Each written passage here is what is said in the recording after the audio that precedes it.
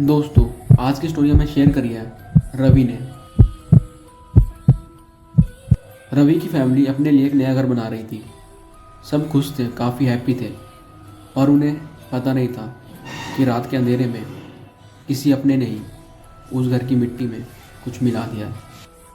कुछ ऐसी चीज़ जो घर को साबित करने के लिए काफ़ी है। घर पूरा फाइनल होते ही उसमें अजीब सी चीज़ होने लगी थी। पहले 1 से 2 हफ्ते तो सब कुछ नॉर्मल था, लेकिन कुछ पल ही बाद रात को दरवाज़ा अपने आप खुल जाता था।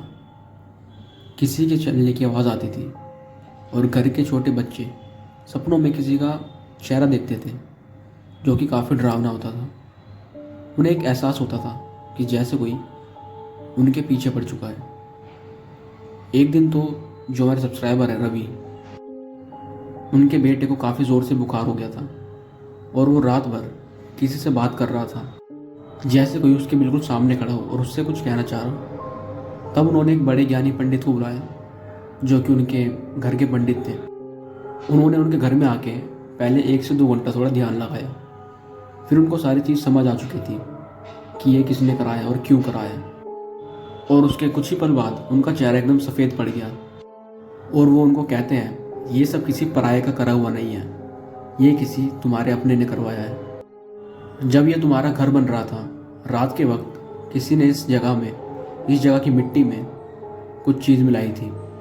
तब से ये घर स्थापित हो चुका है और ये घर किसी की बलि लेने के लिए बेचैन हो रहा है। और इस घर में एक बूढ़ी औरत की आत्मा है जो कि तुम्हारे बच्चों को अपने साथ ले जाना चाहती है। फिर पंडित जी ने पूजा स्टार्ट करी। उन्होंने मंत्र बोलने स्टार्ट करे और घर की हवा एकदम से भारी हो गई। घर की हवा में अचानक से काफ़ी गर्मी हो गई। एक पल को तो ऐसा लगा कि जैसे पूजा के बीच में कोई चिल्ला रहा हो और कोई जो दिखता नहीं है लेकिन उसकी खाली आवाज़ आ रही है। पर पंडित जी रुके नहीं। पूरे घर की शांति पूजा के बाद उन्होंने एक खाली बोतल में उस आत्मा को कैद कर दिया और धीरे से बोले, इस आत्मा को घर से कई किलोमीटर दूर एक पीपल के पेड़ के नीचे मिट्टी में दफना के आ जाओ। लेकिन काम अभी ख़त्म नहीं हुआ था। पंडित जी आखिरी बार उनकी आंखों में आंखें डालकर बोले, और तुम्हें एक गलती बिल्कुल नहीं करनी। तुम्हें पीछे से काफ़ी आवाज़ें आएंगी। वो आवाज़ तुम्हारे घर वालों के रूप में होगी, तुम्हारे बच्चों के रूप में होगी और कभी तुम्हारे रिश्तेदारों के रूप में होगी। पर तुम एक बार भी पीछे मुड़कर मत देखना, एक बार भी नहीं। रात को रवि करीब 2 बजे उस बोतल को अपने घर से लेकर निकले, पर रास्ता काफ़ी सुनसान था। हवा काफ़ी ठंडी चल रही थी और उनको ऐसा लग रहा था कि हर एक पेड़ पर कोई बैठा है जो कि उन्हें देख रहा है। जंगल के बीच पहुंचकर जब उन्होंने मिट्टी खोदनी शुरू की, तब पीछे से उन्हें काफ़ी आवाज़ आ रही थी, पापा रुक जाओ, मुझे डर लग रहा है, जो कि उनके बेटे की आवाज़ थी। पर रवि को पंडित जी की सारी बातें याद थी जो उन्होंने बोला था कि पीछे मुड़कर तुम्हें नहीं देखना। उसके बाद एक और आवाज़ आई।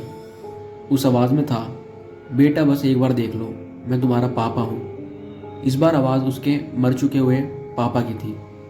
उनका दिल काँप गया, पर वो हिम्मत नहीं हारे। उन्हें बस एक चीज़ याद थी कि पीछे मुड़कर नहीं देखना, ये बस एक छलावा है। फाइनली जब बोतल मिट्टी में गाड़ दी तो पहले जैसी आवाज़ें आना रुक गई। जंगल में एकदम सन्नाटा हो चुका था। घर वापस आते वक्त सब कुछ नॉर्मल होने लगा। घर में आने वाली हर बड़ी परेशानी धीरे धीरे ख़त्म हो गई, जैसे घर कोई भारी चीज़ से मुक्त हो गया हो। और तब उन्हें समझ आया कि नया घर बनाना मुश्किल नहीं होता, लेकिन उसे नज़र से बचाना काफ़ी मुश्किल होता है।